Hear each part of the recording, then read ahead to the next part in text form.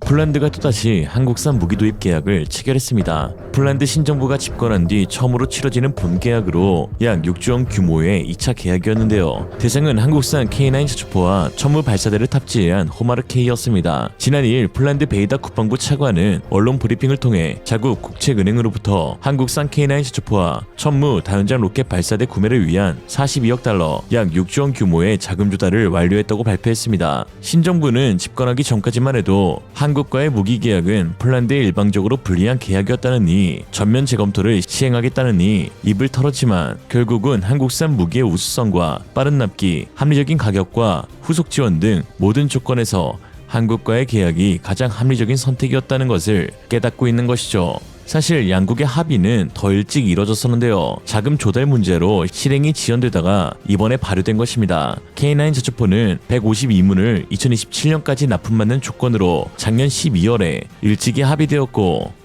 그리고 올해 초에는 72개의 천무를 2029년까지 공급받는 계약이 합의가 되었었죠. 즉 이제 총알은 준비가 되었고 본격적으로 쏘기로 확정이 되었다는 것. K9과 천무는 모두 하나 에어로스페이스에서 개발 생산하고 있는데 이로써 2022년 체결한 기본 계약 중 K9 308문의 공급만 남은 상황입니다. 폴란드 신정부의 탈룰라급 태세 전환으로 인해 현대로템의 K2 전차 추가 계약에 대한 기대감도 높아지고 있는데요. 현대로템과 폴란드 정부는 2022년 K2 1000대에 대한 기본 계약을 맺고 현재까지 180대를 인도하는 4조 5천억 규모의 1차 실행 계약을 진행 중이며 벌써 현대로템이 77대를 인도 완료하여 12월 7대를 포함 2025년 96대의 인도로 1차 계약을 모두 완료할 예정입니다. 2차 계약은 이전과 비슷한 180대 규모로 예상되는데요. 계약 규모는 성능 개량과 현지 생산 등의 조건으로 인해 1차 계약보다 커질 것으로 전망됩니다. 사실 이번 계약에서 가장 눈에 띄었던 것은 역시나 폴란드 신정부의 달라진 태도였는데요. 특히 그동안 사사건건 한국 방산에 대해 태클을 걸었던 폴란드 파헬베이다 국방차관의 태세 전환이 주목받고 있습니다.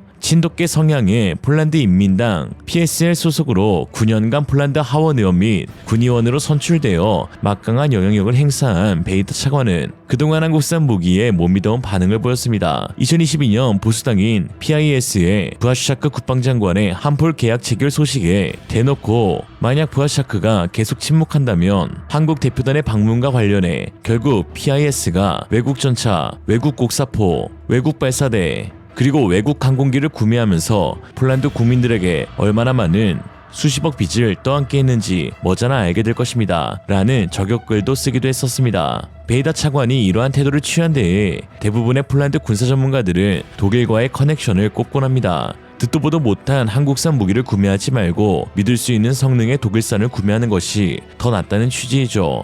당시만 해도 K2 전차 FA50 천무는 유럽 첫 수출이기도 하였고요. 폴란드 인민당이 EU의 틀 안에서 독일과의 협력을 중요하게 생각하는 영향도 있지만 애초에 파웰 베이다 차관은 2015년 폴란드 하원 의원으로 선출된 시점에서 레오파르트 2A4 전차의 2PL 표준 성능 개량 사업을 주도적으로 맡은 인물이기도 합니다. 2006년 및 2010년 군의회 의원으로 선출된 경험을 바탕으로 사업을 맡았고 독일 크라우스 마페이 베그만과 폴란드 부마르 라베디가 계약을 체결한 후 베이다 의원의 선거구인 시에라즈 지구에 있는 부마르 공장에서 성능 개량 사업이 진행되었습니다. 베이다 입장에서는 독일과의 커넥션도 구축하고 선거구 일자리도 창출하고 일석이조였던 셈이었죠. 문제는 그 레오파르트 2A4 전차 개량 사업이 역대급 막장으로 흘러갔다는 데 있는데요. 폴란드 밀리터리 팬들이 꼽은 가장 최악의 사업으로 꼽히는 이 개량 사업은 초기 계약 당시 예상된 사업비 24억 폴란드 지워티를 훨씬 넘은 32억 9천만 지워티까지 증가했는데 이는 전차 한 대당 우리 돈 약 83억 원에 해당하는 금액이었습니다. K2 전차의 한국군 납품가와 맞먹는 수준이었죠. 그 돈을 주고서라도 성능 개량이 잘 진행되었으면 노상관이었겠지만 언제나 그랬듯 독일 업체의 일정 지원, 후속 지원 미비, 동력계 시스템 현대화 제외 등 독일이나 스페인에서 진행된 성능 개량 사업과 비교해 전체적으로 더 많은 돈을 쓰고 더 적은 개량이 이루어졌다는 평가를 받게 됩니다. 한마디로 호구 잡힌 거죠. 당시 베이다 의원도 수많은 질타를 받게 되었고요. 이런 상황 가운데 최근 한국산 무기의 놀라운 반전 모습에 친독 성향의 베이다 차관도 시각이 완전히 달라지게 되었는데요. 오히려 현재는 적극적으로 나서서 한국 방산의 매개체가 되고 있습니다. 누가 보면 한국 업체가 로비라도 한 게 아닐까 싶을 정도예요. 그 SNS에는 최근까지 한국에 방문한 사진을 비롯한 거의 전부 한국산 무기에 관한 소식들로 빼곡한 상황입니다. 뭐 좋아하지 않더라도 빼곡할 수밖에 없는데 뭐 한국이 좀 빨리 납기를 하든가 해야지. 거진 한 달에 한 번꼴로 항구에 도착해버리니 차관 입장에서는 소식을 알릴 수밖에 없고 이에 업데이트 주기가 엄청 빨라지게 된 것이죠. 일례로 하이마스는 4년 만에 첫 인도되었고 M1 에이브람스는 5년 만에 첫 인도를 받은 데 반해 한국은 K2, 호마르, K9을 한 달에 수십 대씩 보내주고 있으니 말입니다. 초창기에는 그가 한국산 무기 인도 소식을 알릴 때만 해도 네티즌들에 의해 욕도 많이 먹었는데요. 네티즌들은 베이다에게 자신이 한 말은 잊었냐라는 질타에서부터 위선자라는 비난까지 온갖 쌍욕을 퍼부었지만 뭐 현재는 그런 글도 찾아보기 어렵습니다. 베이다 차관이 너무나 대놓고 사랑해요 한국을 외치고 있기 때문이죠. 오늘 우리는 K9 자주포와 다연장 로켓 발사기, 호마르 K 로켓 발사기에 대한 조건부 계약이었던 두 가지 중요한 집행 계약의 이행을 시작한다는 것을 알리고 싶습니다. 열심히 일하고 세금을 내고 폴란드 군대가 가능한 한 잘 무장할 수 있도록 기여하는 모든 시민들에게 감사하고 싶습니다. 여러분께 아주 좋은 소식을 전하고 싶습니다. 11월 27일 고스포다르스트바 크라조웨고 은행은 40억 유로 규모의 차관 계약을 체결했으며 이에 따라 K9 자주포와 호마르 K 발사대에 대한 2호 계약이 체결될 예정입니다.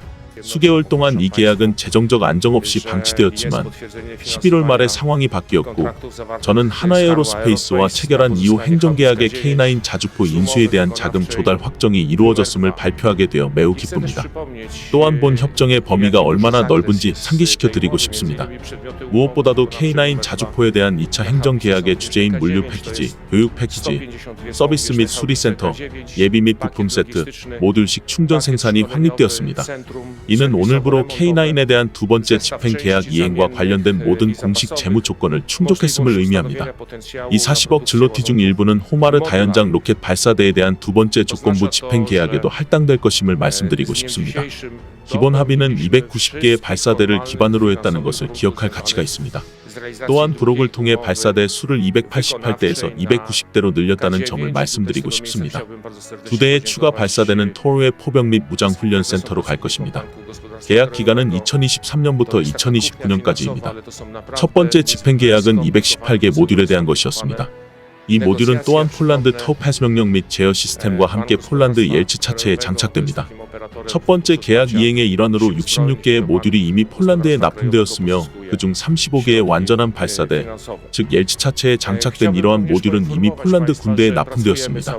또 다른 좋은 소식도 있습니다. 우리는 이미 호마르 K 시스템의 내년 납품을 미리 앞당겨 받고 있습니다. 지난해 11월, 인도가 2025년으로 예정돼 있어 가속이 붙고 있지만 내년 두 번째 발사대가 준비 중이고 곧 하역될 예정이기 때문에 끝이 아닙니다. 또한 곧 CGR-80 미사일 공급에 대한 또 다른 계약이 있을 것입니다. 그 미사일은 폴란드에서 생산될 것입니다. 정기적이고 시기적절한 배송, 심지어 가속화된 배송들도 차관의 말씀대로 폴란드 군대로 갑니다. 다시 한번 강조하건대 육군의 가장 중요한 기준은 폴란드 군인을 위한 현대적이고 최상의 장비를 지속적으로 공급하는 것이며 군수청은 이에 대한 책임이 있으며 전적인 책임을 지고 있습니다. 한편 폴란드 신정부가 한국 정부의 빠른 납기에 지지율을 끌어올리고 있는 반면 폴란드 이웃국인 체코는 거액의 돈을 주고도 무기를 못 받아 울상을 짓고 있습니다. K9 대신 프랑스의 차륜형 세자르 자주포 52문을 선택한 체코는 2021년 계약 이후 아직도 프로토타입조차 도착하지 않아 인내심의 한계가 다다른 모습인데요. 4년차 되어가는 시기 시제품조차 못 받았다니 뭐 말 다 했죠. 이미 한국이었으면 52문 정도는 1년 내에 인도 완료해줬을 텐데요. 프랑스의 넥스터사는 인도가 늦어지는 이유에 대해 체코군의 추가적인 요구사항 때문에 인도가 지연되고 있다고 밝혔지만 상세한 이유는 계약상 공개할 수 없다고 못 박았습니다. 현재 우로전의 장기화 및 유럽의 군비 축소로 인하여 유럽 내 방산업체들의 부품 공급망이 원활히 가동되지 못하고 있는 상황이죠. 체코가 4년간 단 한 대의 자주포도 받지 못한 상황은 한국이 폴란드에 수출한 K9과 비교되어 더욱더 부각되고 있습니다. 한국은 계약 체결 이후 불과 3개월 만에 24문의 K9을 인도해 주었으며 현재까지 약 2년간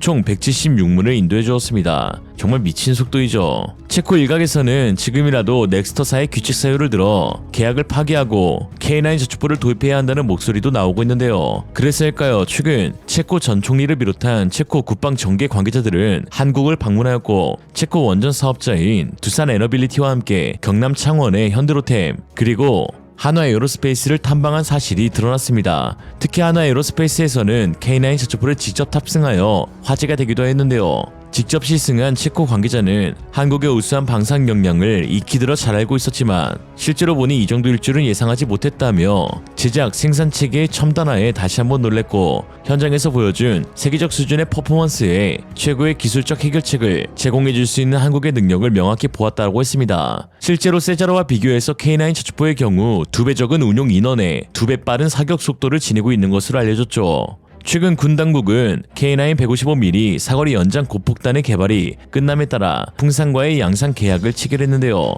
관계자는 사거리 연장탄을 미국 팔라딘 자주포에서도 시험해 본 결과 최대 사거리 대비 약 25km 가량 늘어났다며 향후에는 K9 자주포 사업의 성능 개량 사업인 K9A2 블록2 사업으로 포신이 58 구경장까지 늘어나면 최대 100여 km 사거리를 지닌 자주포가 탄생할 것으로 보인다라고 했습니다. 현재 세계 자주포 시장의 70%를 차지하고 있는 K9 자주포 약 700대를 도입할 폴란드 및 루마니아의 인도가 완료된다면 나토 표준 자주포는 물론 세계 자주포의 정점이라고 불려도 손색이 없는데요. K9 자주포를 운용하고 있는 또 다른 나토국인 에스토니아의 스텐 슈베데 주한대사는 에스토니아는 뛰어난 성능과 품질력을 갖춘 한국 무기 시스템을 세계 최고 수준으로 평가하고 있다며 특히 에스토니아의 추운 겨울에서도 K9은 성능을 제대로 발휘했는데 이전에 운용하던 독일 저주포의 연간 가동률 3배에 달하는 기록을 세웠다라고 극찬했습니다. 이처럼 세계적으로 인정받고 있는 한국산 무기 이제 최적의 무기를 넘어 최고의 무기가 되고 있습니다. 오늘의 한 줄 평 그래도 한국산 무기를 반대하는 이유 그건 네가 중국인이라서 그래. 장비를 들고 가서 그 데모를 합니다. 좌표라든가 이런 거 하나도 공개 안 하고 있다가 사격 당일, 사격 직전에나 여기에서 저쪽을 향해서 쏘세요라고 했을 때 쐈는데 거의 진짜 그 5m 안쪽에 떨어지는 그 놀라운 좀 그 성능을 보여줌으로써 Amunicją niekierowaną. Jest to rażenie powierzchniowe.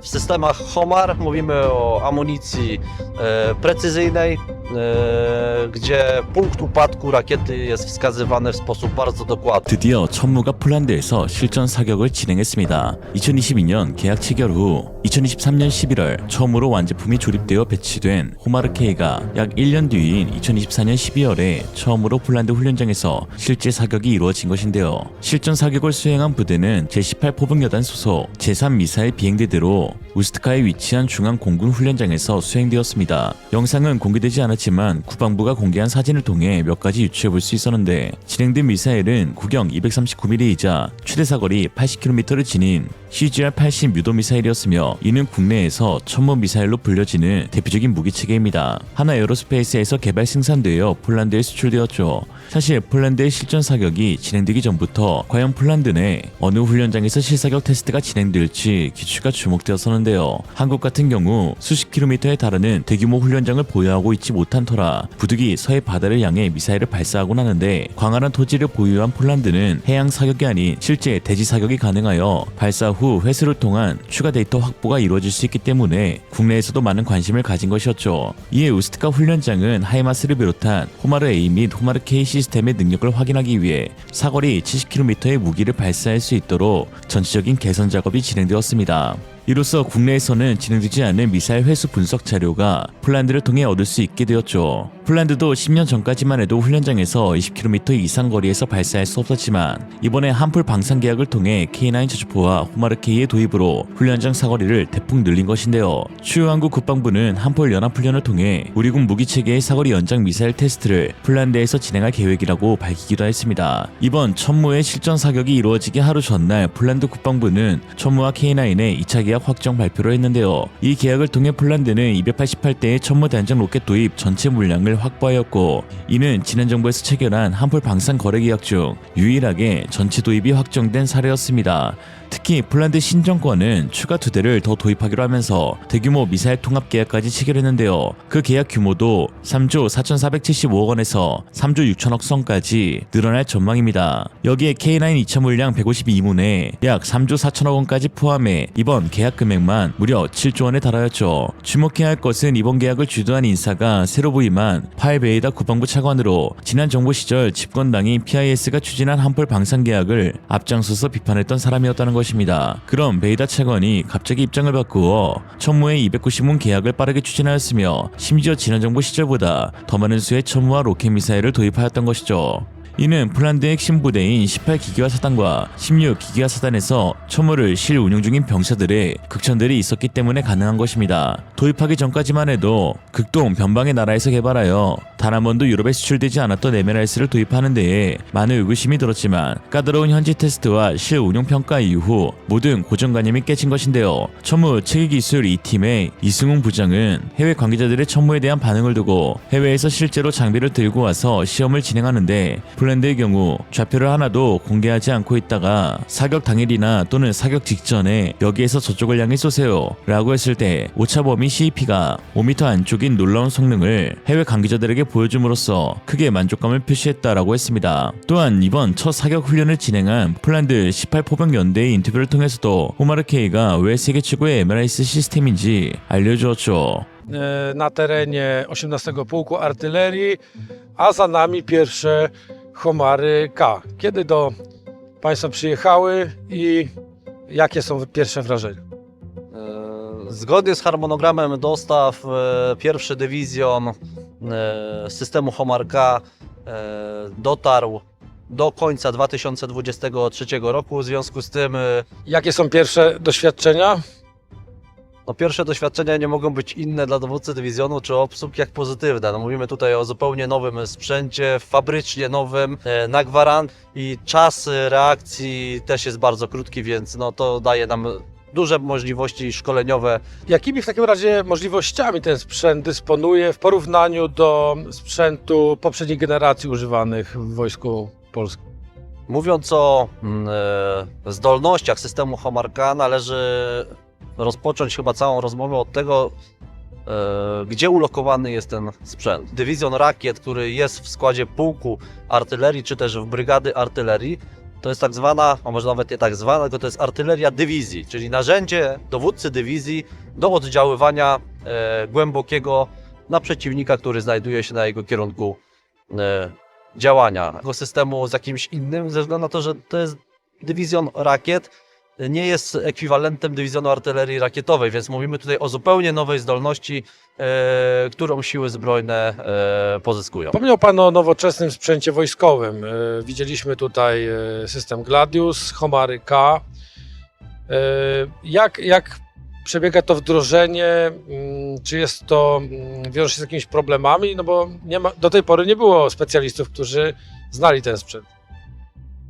Tak, to bardzo trudne i odpowiedzialne zadanie, bo to jest sprzęt, który my jako pierwsi w Wojsku Polskim pozyskaliśmy. Decyzją wyższych przełożonych 18 Pułk Artylerii będzie wyposażony w sprzęt koreański, czyli to 2 dywizjony ogniowe K9 Thunder i 2 dywizjony rakiet K239 Homar K. Testujemy ten sprzęt, polski sprzęt wybudowany przez polskie firmy. To jest system poszukiwawczo-uderzeniowy, szkolenia przez firmy polskie WB Electronics, Flytronic, moich żołnierzy, żeby się z tym sprzętem zapoznali i szkolenie w Korei na sprzęcie koreańskim, czyli na K239 i na K9. Przede wszystkim dywizjony artylerii rakietowej, które funkcjonowały i funkcjonują dalej do tej pory, dysponują amunicją niekierowaną. Jest to rażenie powierzchniowe.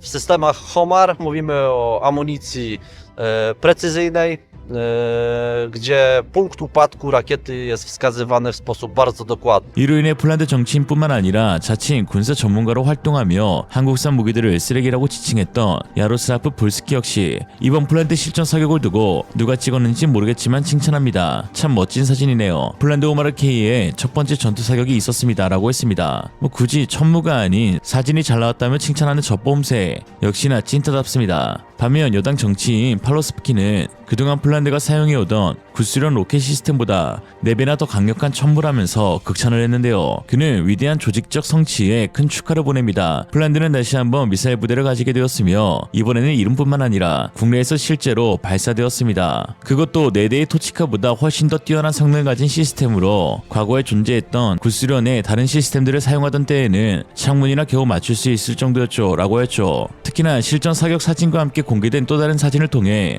상당히 눈에 띄는 장면이 포착되었는데요. 바로 세대의 호마르 K 중 2대의 발사대에 탑재된 미사일이 CTM-290 전술탄도탄이었다는 것입니다. CTM-290은 미국 지대지 전술탄도탄인 에이티김스와 동등한 KT즘 미사일 계열의 수출력 미사일로 구경 600mm에 길이 4m, 무게 약 1.5톤에 사거리는 300km에 달하는 전술 지대지 유도무기 KT즘-2의 수출력 모델을 말합니다. 미사일 전체 중량 중 3분의 1이 탄도 무게이죠. 북한의 연평도 포격 이후 국방과학연구소는 KT즘을 개발했는데요. 열압력 탄두를 사용해 콘크리트 강화, 지하갱도 진지에 들어가 있는 240mm 방사포, 170mm 자주포를 파괴할 수 있는 정밀 유도 무기이며 또한 공산권 독재 지도자들을 빠르고 확실하게 제거할 수 있는 무기라는 점에서 북중러가 촉각을 곤두세우고 있는 무기체계이죠. 폴란드군이 한국제 최신 K2 표전차로 5km 내 단거리 교전에서 빠른 기동성 및 화력을 통한 지배력을 지니고 후방에서는 K9 자주포로 40에서 50km의 표적을 제압하며 호마르 K로 300km 안팎의 주요 요충지와 곳곳의 사령관들을 타격할 수 있는 전력이 마련됨에 따라 러시아군들의 등골이 오싹해질 것으로 보입니다.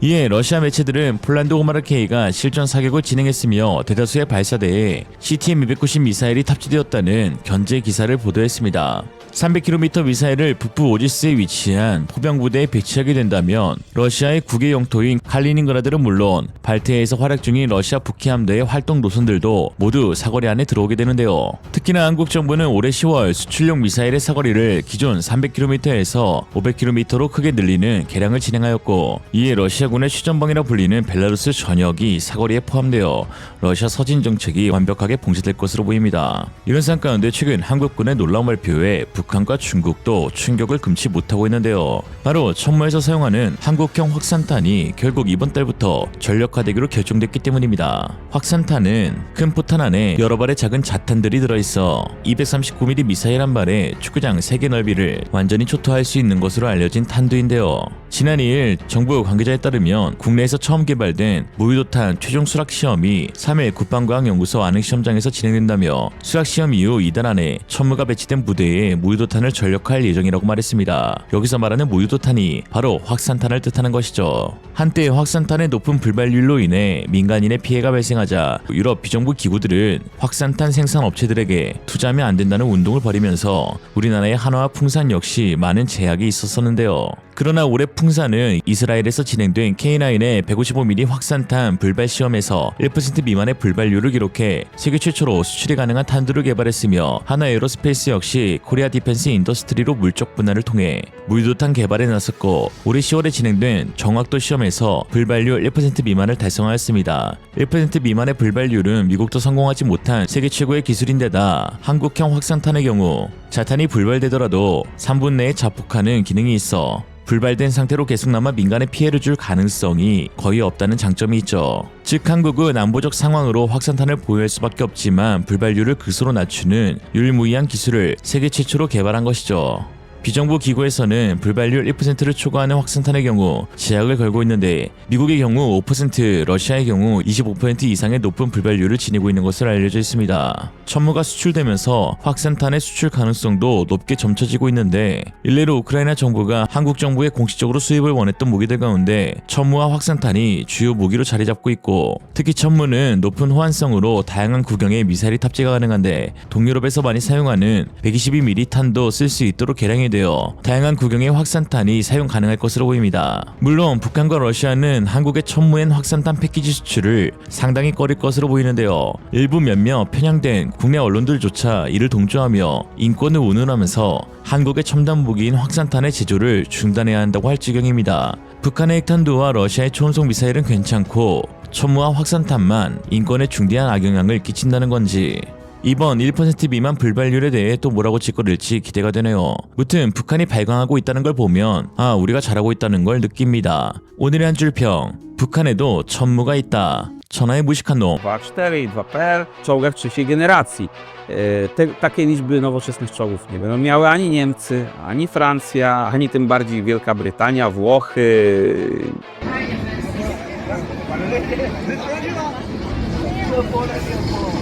그 어떤 전차도 K2와는 비교할 수 없습니다. 세계 최고의 첨단 전차로 불리우는 K2 흑표에 대한 폴란드의 반응이 뜨겁습니다. 2022년 한국 현대로템과 180대의 1차 계약을 체결한 이후 불과 2년도 채 안 된 시점, 폴란드 육군에 인도된 K2 전차는 무려 77대나 되었는데요. 지난 11월 28일 파웰 베이다 폴란드 국방차관은 자신의 SNS에 또 다른 배송을 받았다면서 이번 달 폴란드에 도착한 K2 전차를 통해 우리는 지속적으로 강화되고 있다는 글과 함께 K2 전차 6대가 그다니아 항에 도착한 사진을 게재했습니다. 이로써 남은 기간 7대를 추가로 도입하게 되면 올해 인도분 84대를 계약대로 이행하게 되는 것이며 남은 6대는 내년 한 해 동안 이루어지게 됩니다. 180대의 딱 3년, 전 세계 어느 국가도 감히 하지 못할 일을 한국이 해내고 있는 것이죠. 이에 군사매체 아미 리커그네이션은 한국의 빠른 납기에 주목하면서 한국이 폴란드를 유럽 내 최강의 전차 강국으로 만들고 있다고 보도했습니다. 2025년이 되면 180대의 3.5세대 최신의 전차를 인도받을 폴란드는 유럽 대륙에서 가장 진보된 주력전차 함대를 보유하게 되어 유럽 최강의 탱크 강국이 될 것이다라고 했는데요. 매체에 따르면 폴란드는 2025년까지 K2, 에이브람스 M1A2, 레오파르트 2A5 등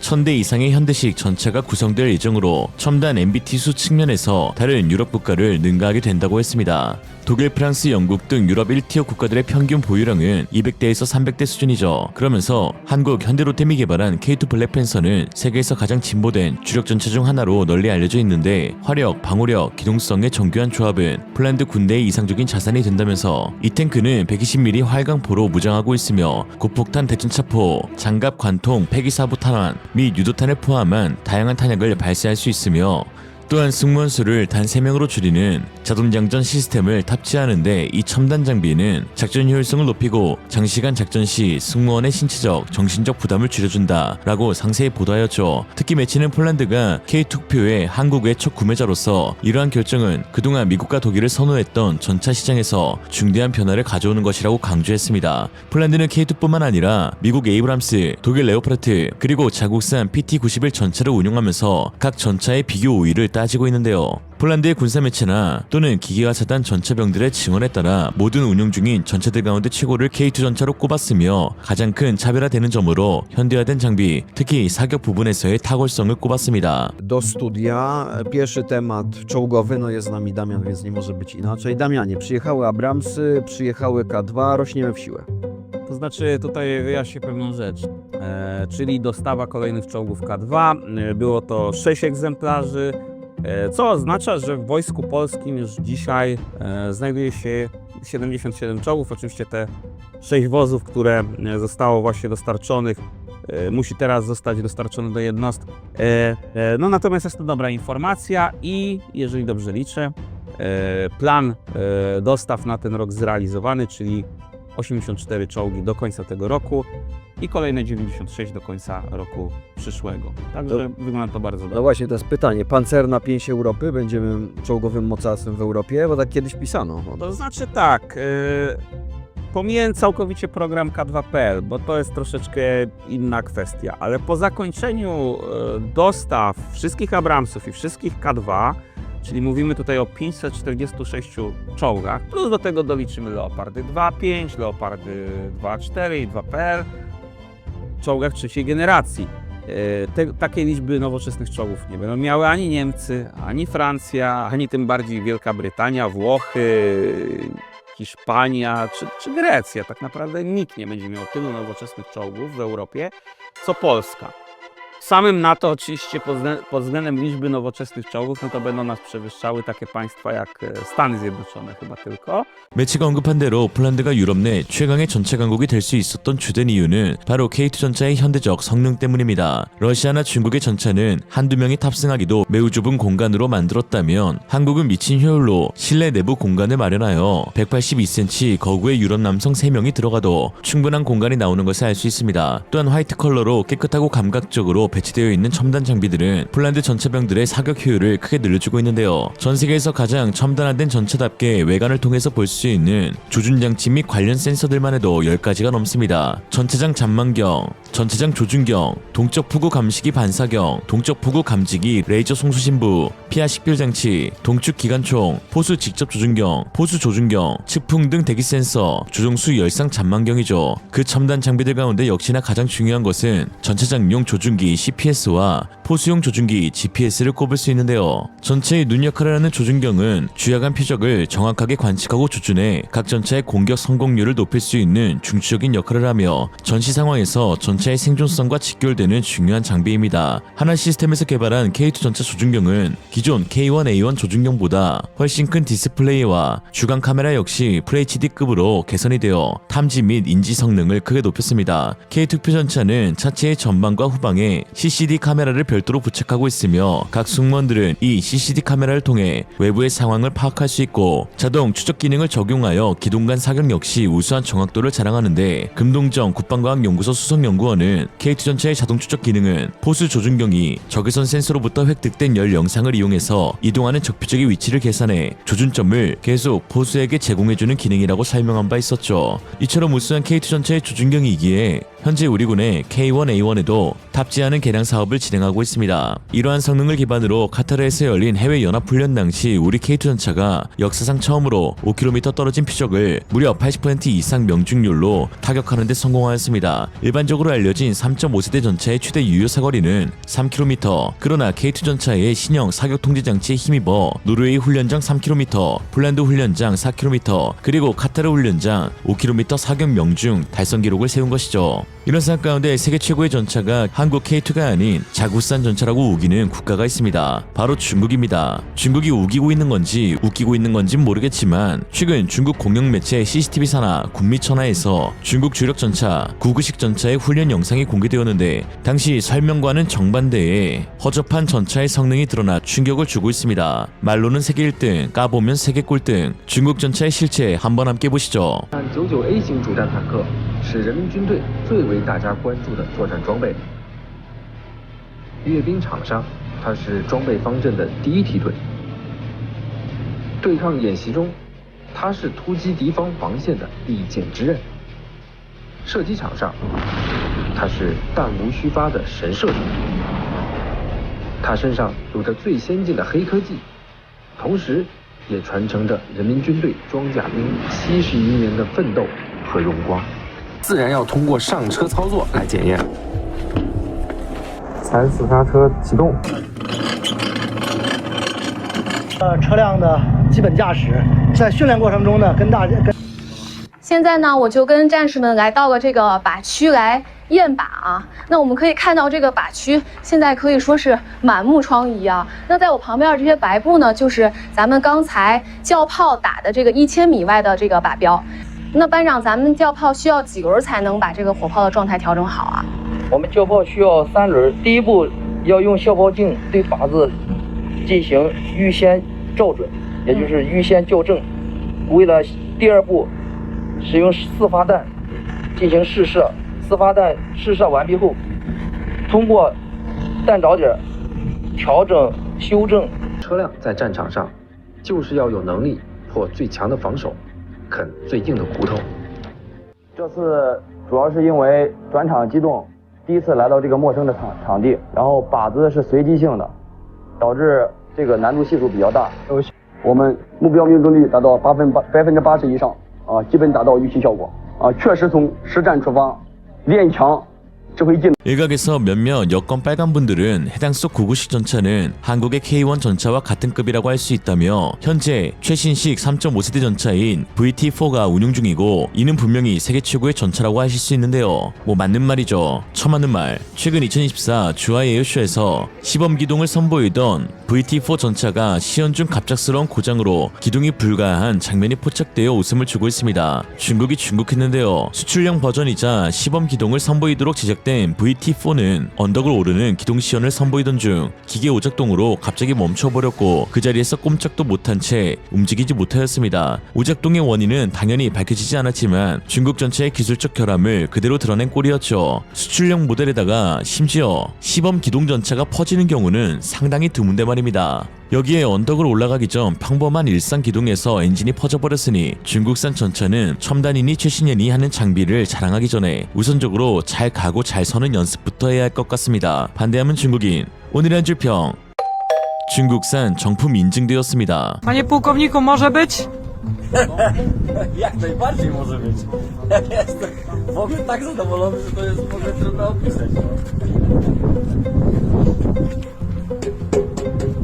한국과 폴란드의 방산 계약에 따라 한국 무기를 대거 도입한 폴란드의 전력 강화가 매우 빠른 속도로 진행되고 있습니다. 특히 만 2년이 지난 현 시점 도합 200대가 넘는 첨단 기갑 장비를 손에 넣은 폴란드인데요. 처음에는 한국산 무기에 대해 반신반의한 태도를 보였던 폴란드 현지 군인들도 시간이 지날수록 한국산 무기에 대한 막대한 신뢰감을 보이고 있습니다. 지난 24일 폴란드 16기계화 사단 SNS에는 한국에서 도입한 천무 다연장 로켓의 훈련 영상이 공개가 되었습니다. 게시글에서는 나폴레옹 보나파르트의 명언을 인용하여 전쟁은 더 강한 포병을 가진 쪽이 늘 승리한다 라는 말과 함께 호마르케이의 실전 훈련 영상을 공개했습니다. 폴란드 포병들은 239mm 한국산 GMLRS 천무 유도 미사일 6발이 탑재된 포드를 직접 호마르케이에 실으면서 사격 훈련 전반에 대한 준비를 마친 상태인데요. 이는 곧 폴란드 내에서 천무 다연장 로켓의 첫 사격 테스트가 진행될 것임을 알리는 것이었죠. 이에 폴란드뿐만 아니라 러시아에게도 끼치는 영향이 상당할 것으로 보이는데요. 호마르케이가 배치되어 있는 16기계화 사단은 러시아 칼리닝그라드와 국경을 마주한 지역에 위치한 무대로 사거리 약 300km의 CTM-290을 장착한 호마르케이는 러시아 영토인 칼리닝그라드 전역과 함께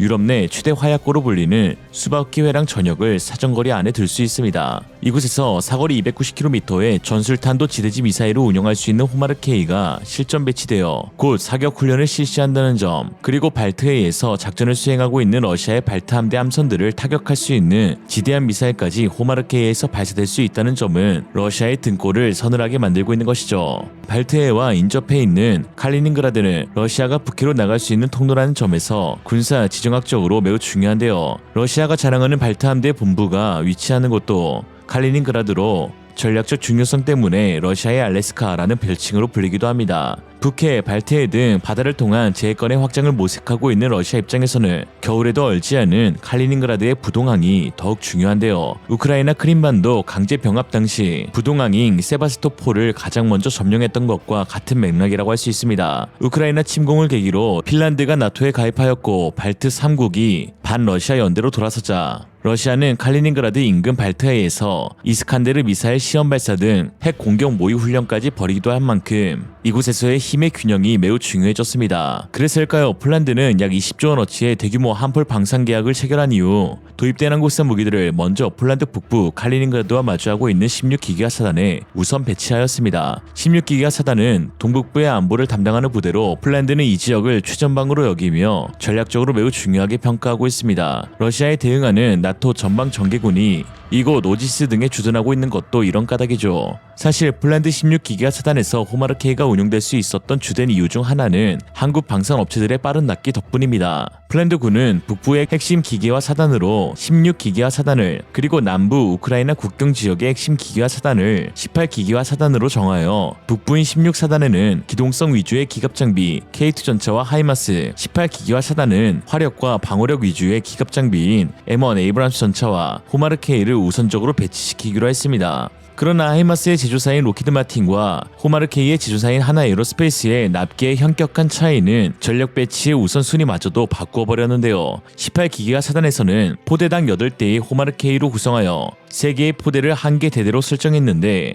이에 현재 총 6개 포대, 2개 대대, 48대의 호마르 K가 이미 18기계화 사단에 인도되었으며 이로 인해 남은 잔여 물량이 16기계화 사단으로 조속한 배치가 이루어질 수 있었던 것입니다. 반면 16기계화 사단에 배치되기로 했던 하이마스의 입고는 매우 늦어졌는데요. 지난 21일 드디어 5년 만에 폴란드가 구입한 미 로키드 마틴 하이마스 20기 중 마지막 물량 2대가 폴란드에 도착했다는 소식이 전해졌습니다. 한국 하나에로스페이스가 단 2년 만에 54대의 발사대를 인도 완료한 것과 엄청난 차이가 나는 것이죠. 폴란드는 2019년 20대의 하이마스 구매 계약을 체결한 이후 5년 만에 겨우 인도받았는데 이 같은 소식에 모건 모겐슨 하는 유럽 지사장은 콕 집어 5년이나 걸렸다면서 한국 방산업체의 빠른 납기를 대조하여 말하였습니다. 현재까지 한국 업체들은 정말 엄청난 속도로 폴란드를 무장시켜주고 있는데요. 만 2년 만에 폴란드 육군은 총 71대의 K2 전차를 얻게 되었고 K9A1 자주포 120대 그리고 54대의 호마르 K를 보유하게 되었습니다. 16기계화 사단에 속속히 한국산 무기들이 배치됨에 따라 태어나 처음으로 한국산 무기를 인도받게 된 폴란드 실효 운용자들은 처음 접한 첨단 무기에 기쁨의 표정을 감추지 못하였습니다.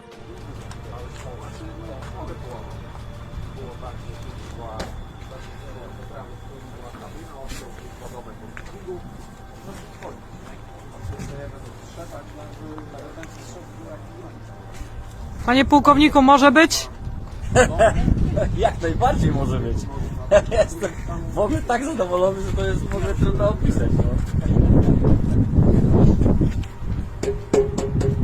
제9 기갑여단이 소속된 16기가 사단의 마그델레나 코신스카 대변인은 K2 전차의 통신 장비를 포함해 사격 통제 장치 등 내부 시스템은 그동안 폴란드에서 다뤄보지 못했던 기술들이라고 설명했습니다. 대변인에 따르면 이 부대는 현재 7대의 탱크를 인도받았으며 연말까지 추가 배치가 예정되어 있는데요. K2를 인도받기 전까지 제9 기갑여단은 폴란드의 PT-91 트바르디 전차를 운영하고 있었던 여단으로 PT-91 전차는 과거 공산권의 베스트셀러였던 러시아제 T-72 전차를 성능 개량한 모델입니다. PT-91 트바르디 역시 말레이시아에 수출되는 등 좋은 전차로 알려져 있지만 최신의 전차 중에서도 뛰어난 첨단 기술을 보유한 K2 표에는 비할 바 못되는데요. 이에 폴란드 전차병들은 PT-91과 K2 전차의 성능적 격차는 50년을 뛰어넘는다 라고 말하기도 하였죠. 특히 K2가 지니고 있는 특유의 사격 통제 장치와 자동 장전 장치, ISU 서스펜션과 같은 첨단 기술들은 모두 한국에서 개발되었다는 점이 더욱 뜻깊은데요. 최근 한 국내 언론사와 인터뷰를 진행한 김희환 현대로템 고문은 K2 전차야말로 이 시대 최고의 전차라면서 한국 군사력의 지표로서 K2 전차의 우수한 성능을 꼽을 수 있다라고 했습니다. 현재 대한민국 방위산업이 해외에서 따낸 무기 공급 계약이 100조 원을 눈앞에 두고 있는데요. 국내 4대 방산기업인 하나에로스페이스, 현대로템, 에너지넥스원, 한국항공우주산업의 수주잔고는 올 상반기 기준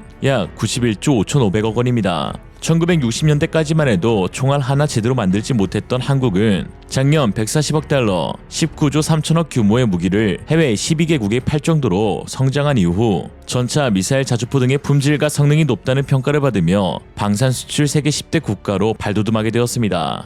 사실 이는 1970년대부터 최근까지 자주국방이라는 이름 아래 우리 고유 기술을 확보하려고 했던 개척자들의 땀과 눈물 덕분이라고 할 수 있는데요. 이들은 외국 무기를 가져다 분해하고 다시 역으로 조립하기를 수없이 반복했으며 또는 해외에 나가 고개 숙여 기술을 전수받고 때로는 무시를 받으면서까지 K방산 기틀을 만들어갔습니다. 현 현대로템 고문이자 전 ADD 전차개발 단장인 김희한 고문은 20대 병역 특례부터 지금까지 방산기를 걸으며 K1 전차부터 K2 전차까지 일생을 전차 개발에 몰두한 한국 전차의 아버지라는 칭호로 불리는 개발자입니다. 당시 설계도 한 장 없이 개발에 착수해야 했던 김희한 고문은 우리 기술로 만든 전차를 세계 시장에 내놓는 걸 내 일생의 과업이라고 생각했다며 당시 최고 수준이었던 미국의 에이브람스 전차나 독일의 레오파르드 전차, 이스라엘의 메르카바 전차보다 더 우수한 전차를 만들겠다는 것을 목표로 삼았는데 솔직히 우리 연구진들 중에서도 이것이 진짜 과연 가능할까 하는 사람들도 많았다며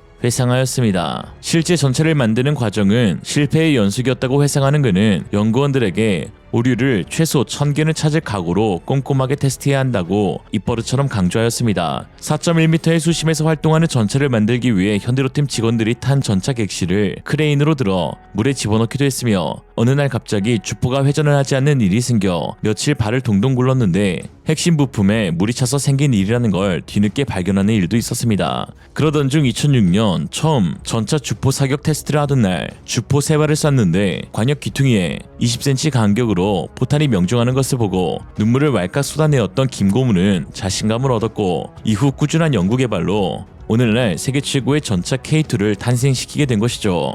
그는 K2 전차가 폴란드뿐만 아니라 앞으로도 세계 시장을 더 높일 수 있을 것이라고 확신하고 있는데요. 노르웨이 수출이 아깝게 실패했지만 당시 노르웨이 군에서는 독일 전차보다 K2를 더 높게 평가한 것이 고무적이라면서 세계 누구와도 당당하게 경쟁할 수 있는 전차 기술을 확보한 만큼 K2 다음 세대의 전차도 우리가 결코 뒤처지지 않을 것이라고 했습니다. 이처럼 한국산 무기에는 희노애락이 있습니다. 전차 한 대 없던 나라에서 이제 7조 원대의 전차 수출 강국으로 성장하기까지 수많은 연구원들의 피땀 눈물과 도전 정신이 있었고 국민들의 자주국방에 대한 끝없는 열망과 기대가 있었기에 작년 세계 2위 방산 수출 강국이 될 수 있었던 한국입니다. 오늘의 한 줄 평, 못하는 게 없는 대한민국, 이제 정치만 잘하면 된다. 发现有敌炮兵之地，此时你车因弹药不足，无法对敌炮兵之地实施有效杀伤，一组结合试车，二组。 최근 북중러의 군사 동맹이 공고해짐에 따라 국경을 맞대고 있는 한국의 안보에 지대한 위협이 되어가고 있습니다. 지난 11월 29일에는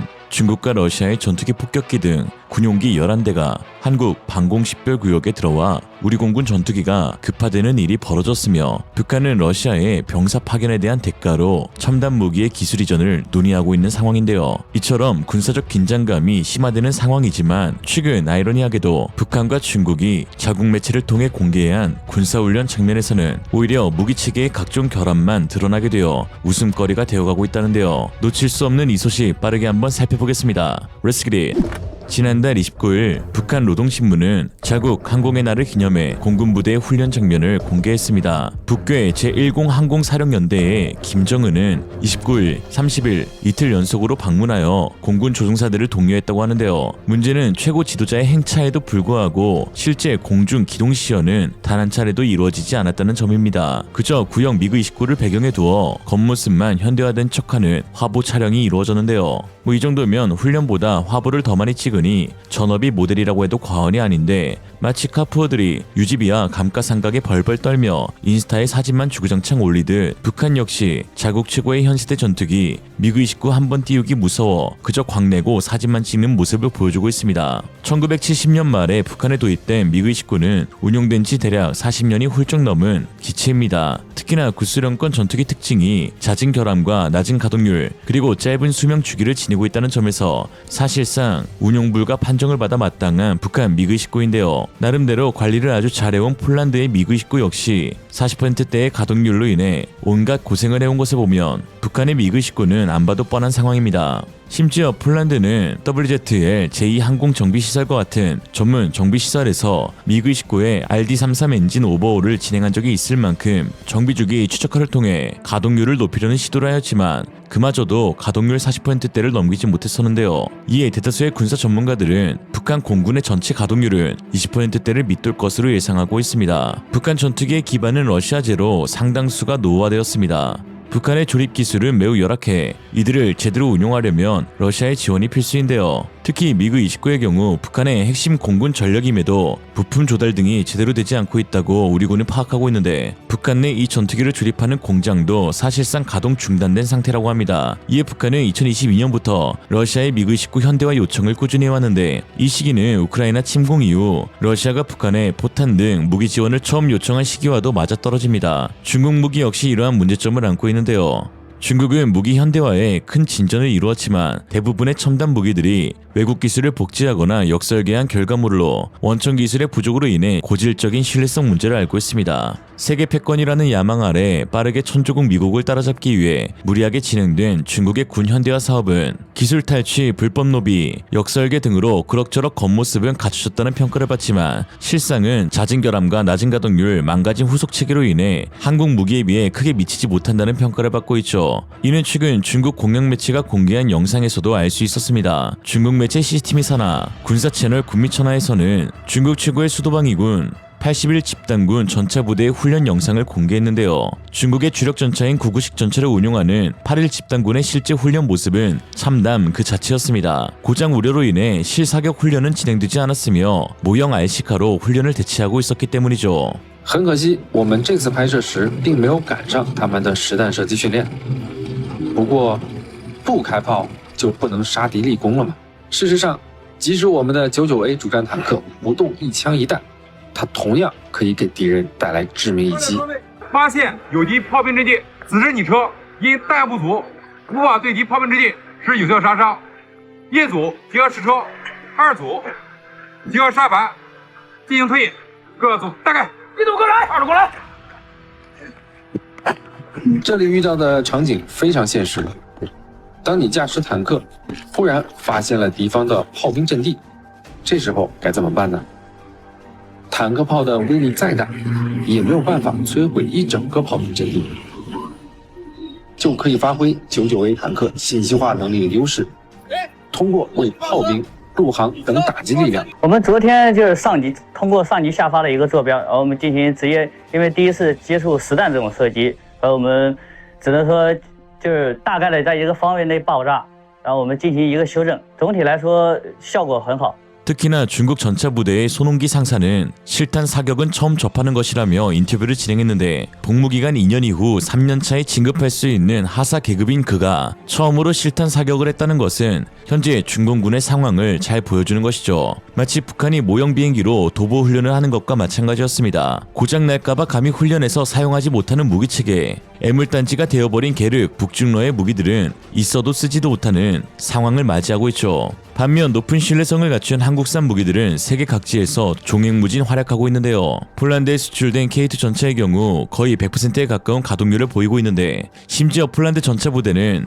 한국군도 해보지 못한 가혹한 주행 훈련을 실시하고 있다는 후문입니다. 서주모 현대로템 상무에 따르면 현재까지 가동률 100%를 기록하고 있는 폴란드 K2 전차인데 현대로템은 의무사항이 아님에도 예비품을 적극 지원하고 국내 수준의 고객 서비스를 제공하고 있다면서 폴란드 군들은 우리 군도 해보지 않은 일주일간 500km 무중단 기동훈련도 실시했고 이를 K2는 거뜬히 해냈다고 밝혔습니다. 또한 현대로템 이희성 부사장 역시 한국의 정비 능력은 소름이 돋을 정도라면서 K1에서부터 K2까지 한국군이 실시하는 정비 수준은 월드클래스라고 자부하였습니다.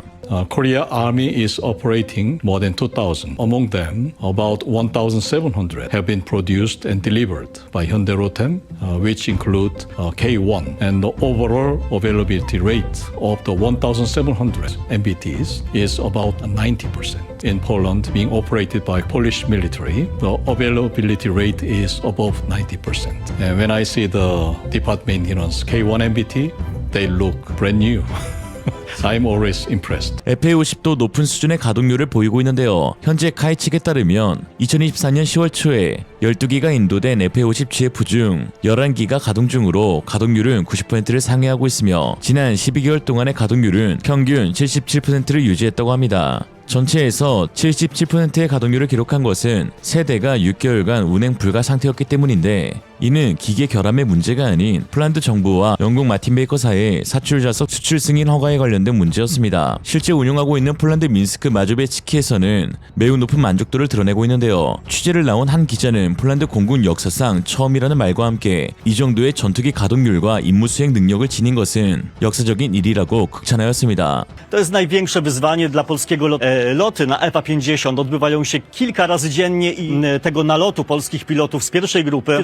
Operacja od lat takiej nie było w polskim lotnictwie. 어떤 기술적인 문제가 생겼을 때 그 기술적인 문제를 해결함으로 해서 폴란드 공군이 원하는 수준의 우리나라는 그동안 쌓아온 정비 기술력을 바탕으로 수출국에 밀착 후속 지원을 해주고 있는데요. 뭐 이렇게 말씀드리면 야 서비스 너무 많이 줘서 거들나는 거 아니냐 하실 수 있지만 사실 후속 지원을 통해 부가적인 수익도 창출이 되며 또한 이러한 신뢰는 추가 무기 수출로도 이어질 수 있고 특히 MRO 사업 프로젝트에서 유력한 사업 선정자가 될 수 있다는 메리트가 있습니다. 전투기의 경우 운용기간이 3-40년으로 매우 길기에 구매 비용보다 후속 지원 비용이 2배에서 5배가량 많습니다. 폴란드 FA-50 MRO 사업 규모는 대략적으로 20조 원이 추정되고 있죠. 카이는 폴란드 항공기 MRO 전문 업체인 WZL2와 FA-50 항공기 운영에 필요한 후속 지원 방안을 구체화하기 위한 협업 합의서 체결식을 가졌고 곧 공식 계약이 체결될 예정입니다. 이미 지난해에는 필리핀의 FA-50 MRO 장기 사업자로 선정되기도 했죠. 러전을 비롯한 세계 각지의 분쟁을 통해 각국 무기의 유지 보수 및 실제 가동되는 전력의 중요성이 언급되고 있는 상황인데요. 실제로 폴란드가 M346을 조기 퇴역시키고 미그-29를 우크라이나로 전기체 보내고 동남아시아 국가들이 중국 전투기를 도입한 후 치를 떨고 피해 보상을 요구하는 이유는 모두 결함으로 인한 가동률 저하 때문입니다.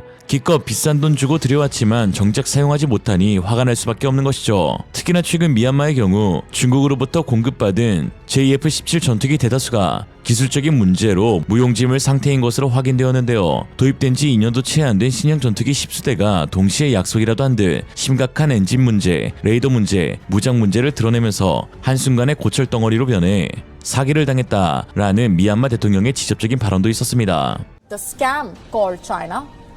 Beijing is exporting defective military equipment to the world. It is draining the military budget of other countries and sending them substandard material in return. Chinese jets have structural issues. Chinese radars don't work. Chinese ships have faulty systems. But now the knives are out and China's faulty weapons have misfired. Beijing exports. In the year 2016, China struck a deal with Myanmar. The aircraft were supposed to help with interception, be capable of ground attack. These jets had structural cracks. The aircraft did not even have an effective beyond visual range missile or airborne interception radar. The country, after all, had paid $25 million for each aircraft. In the year 2022, Myanmar was forced to ground the Chinese jets. China will sell you faulty machines and then you will have to pay out of your own pocket to repair the substandard material. And even after that, there is no guarantee that machines will work. Also, there is no guarantee that the Chinese suppliers will be paying heed to your request for repair work. It's all a part of the great Chinese scam, one that's been ongoing for a while now. 최근 한국산 무기는 국제사회에서 신뢰의 대명사가 되어가고 있습니다. 높은 가동률과 믿을 수 있는 성능, 그리고 경쟁력 있는 가격, 위 3박자가 어우러져 세계 어느 국가도 타의 추종을 불허하는 갑벽한 무기가 되어가고 있는데요. 한국은 무기를 판매해주길 간절히 바라는 국가가 되어가지만 중국은 무기를 판매할수록 사과해야 하는 국가가 되었습니다. 오늘의 한 줄 평. 사과해요 나한테! 잘못했동. 이생으로 리얼리즘이었습니다. 여러분의 생각은 어떠신가요? 현명하고 지혜로운 여러분의 의견을 지금 댓글에 남겨주세요. 감사합니다. 유일한 비유럽 국가 무기였지만 그 화력은 최고였다. 한국산 K9 저주포가 나토 연합훈련에서 잇따라 최고의 활약을 펼치고 있습니다. 특히 2023년 4월 나토에 가입한 핀란드에서 운용 중인 K9 저주포 현지화 버전 무카리가 처음으로 나토 대규모 연합훈련에 참가하면서 화제가 되었었는데요. 지난 23일 핀란드 로바니에미 인근 라바에르비 훈련장에서 진행된 다이나믹 프론트 훈련에서 K9 무카리는 매우 혹독한 선행 환경에서도 최고의 기동성 및 화력을 선보였고 나토 최고 포병 체계임을 입증해내었습니다. 다이나믹 프론트는 동맹국의 장거리 사격 능력을 향상시키고 강화시키기 위한 훈련으로 국사포, 저주포, MLS로 운용하는 약 28개국의 나토 회원국 5,500여 명의 군인들이 참가하는 훈련입니다. 미국 및 나토 회원국들은 각기 자국이 운용하고 있는 포병 체계들을 가져와 훈련에 임하고 있었는데요. 이에 핀란드에서 진행된 훈련에서 핀란드군이 운용하는 K9 무카리는 훈련의 주인공이었다고 할 만큼 많은 주목을 받았는데 해외 군사 매체 디펜스 피드에 따르면 유일하게 비유럽권 출신인 K9 무카리는 훈련 중 가장 빠르게 배치되어 정밀 타격을 실행하면서 눈 덮인 지형에서도 정확성과 운영 효율성을 유지하면서 높은 기동성을 자랑했다. 특히 슈덴스크 전술에 가장 능했으며 정밀 타격을 가한 후 신속하게 재배치하여 반격 포격을 피했는데 이 능력은 민첩성과 생존 가능성이 활용만큼 중요한 현대전에서 필수적인 전술이라고 할 수 있다. 한국의 K9 썬더를 핀란드에 맞게 개조한 K9 무카리는 극한의 북극 환경에서 탁월한 성능을 발휘하도록 설계된 현대식 포병 시스템이자 향상된 단열, 고급 난방 시스템 및 특수 개조를 통해 영하의 온도에서 안정적으로 작동할 수 있다. 극한의 추위 속에서 작전을 수행하면서 장거리에 정확한 포격을 가할 수 있는 K9 무카리의 능력은 나토의 집단 방위 목표를 달성하기 위해 군대를 현대화하려는 핀란드의 헌신과 그 중요성을 반영한다 라고 했습니다. 실제로 이번 훈련에 참가한 프랑스의 세자르, 스웨덴의 아처와 같은 자주포들은 차륜형의 한계를 넘지 못하고 여러 어려움에 봉착한 반면 K9은 완벽한 수행 능력을 선보이면서 외신들의 극찬을 이끌어내었는데 해외 매체 아미 리커그네이션에 따르면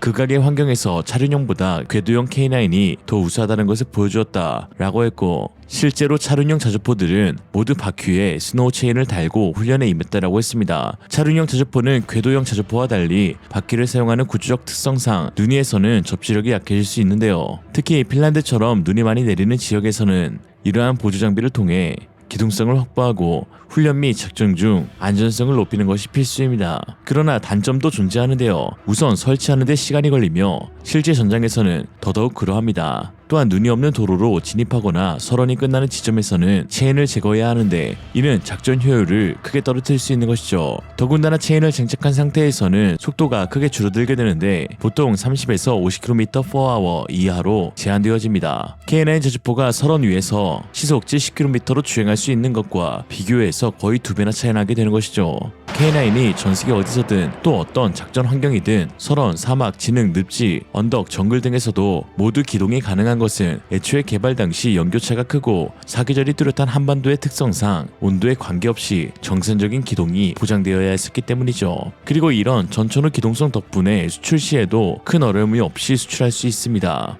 기후와 지형에 상관없이 우수한 가동률을 선보이고 있다는 점은 상당히 놀라운데요. 이는 차륜형 자주포인 세자르와 아처에 비해서 K9 자주포가 높은 자동화 시스템을 탑재한다는 점을 볼 때 이 같은 가동률은 K9의 기술력을 증명하는데 아날로그에 비해서 더 높은 기술적 완성도를 요구하는 K9 자동화 시스템에도 불구하고 기후 지형의 악조건에서도 문제없이 작동하기 때문입니다. 특히나 K9의 경우 명령 수신 및 이동 후 탄약을 장전하고 사격 정보를 수신 후 목표물을 설정, 포탄 발사, 발사 후 관측 장비로 여부 확인, 포문을 닫고 사전 계획된 위치로 이동까지 고작 49초밖에 걸리지 않는데요. 그러나 프랑스의 세자르 자주포의 경우 초탄 발사 후 이동까지 무려 1분 27초가 걸렸으며 K9 자주포는 세자르 자주포보다 약 43.68% 더 효율적이라는 것이 증명되었습니다.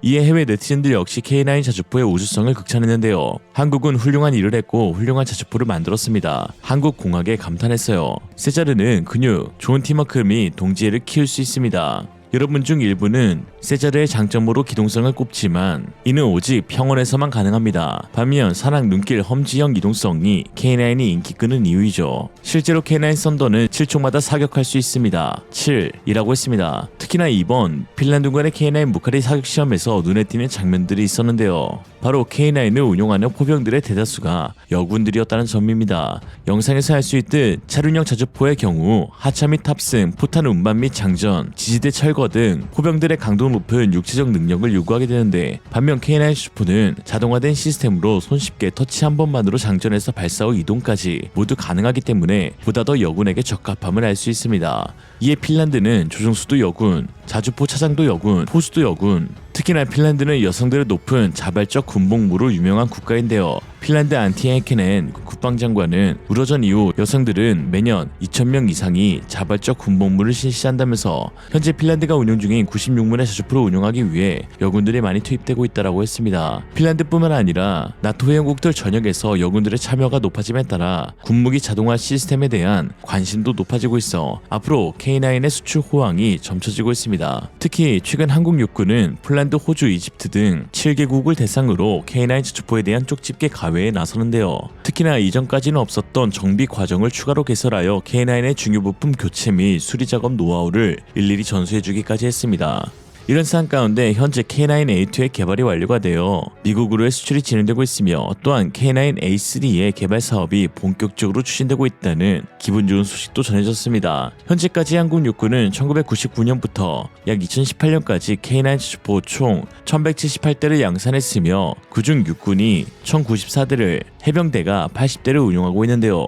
2011년 운용성 강화를 위한 K9A1 개량이 진행되어 도스에서 윈도우 터치형 사격 통제 장치 및 디지털 항법지도 사표 레이더가 추가되었습니다. K9A2에서는 포탑을 완전 자동화해 탑승 인원을 5명에서 3명으로 줄이고 분당 최대 발사수도 6발에서 9발로 늘린 게 특징입니다. 또한 복합 소재와 고무 궤도를 사용해 진동과 소음도 줄였는데요. 한화에 따르면 탄약 장약을 모두 100% 자동으로 장전할 수 있다고 했습니다. 이런 생각 가운데 올해 2024년 육군은 K9 유무인 자주포 블록 2 사업, 그러니까 통상적으로 K9A3로 알려진 자주포 사업에 대한 소유를 제기함과 동시에 889대의 수량을 요구한 상태입니다. 현재 진행 중인 K9A3 개발 사업은 초장사정 사거리 증대 사업을 통해 현대 위아가 58 구경장 155mm 곡사포 체계를 개발하고 있습니다. 기존 52 구경장에서 대폭 늘어난 것이죠. 또한 크롬 도금의 포신 마모 수명 증대 개발 사업이 성공적으로 진행되면서 기존 1000발에서 1500발로 증대될 것으로 보입니다. 특히나 K9A3의 가장 큰 핵심적인 변화는 바로 유무인 복합 연동 기술이 적용된다는 것입니다. ADD 주도하에 2023년 12월부터 2028년 11월까지 496억 원을 투입해 수행되는데요. 줄어들고 있는 육군 병력에 대한 완벽한 해결 방안으로 꼽히고 있습니다. K9A3 자주포 포대의 운용 개념을 보면 K11A1 지휘 차량은 최소 2km 이상의 거리 차이를 두고 원격으로 무인화된 자주포를 조종하게 되는데,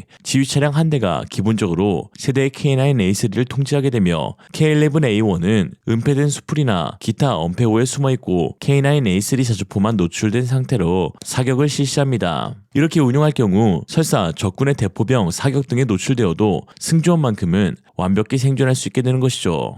우크라이나 러시아를 통해 자폭 드론이 기갑 장비들의 킬러로 등장함에 따라 양국의 포병들은 수풀에 숨어 있다가 포격이 필요한 시에만 노출하고 다시금 수풀로 도망치는 작전을 수행하느라 제대로 된 반격도 나서기 쉽지 않았는데, 이제 앞으로 K9A3의 무인화를 통해서 보다 적극적이고 파괴적인 역할을 수행할 수 있는 것이죠. 슬래지해머, 한국말로 일명 오한마라고 불리는 핀란드의 K9 무칼이 앞으로도 나토 표준 자주포로서 러시아의 서진 정책을 방어할 최고의 무기가 될 것으로 보입니다. 오늘의 한 줄 평. 아야, 슬슬 오한마 준비해야 쓰겄다.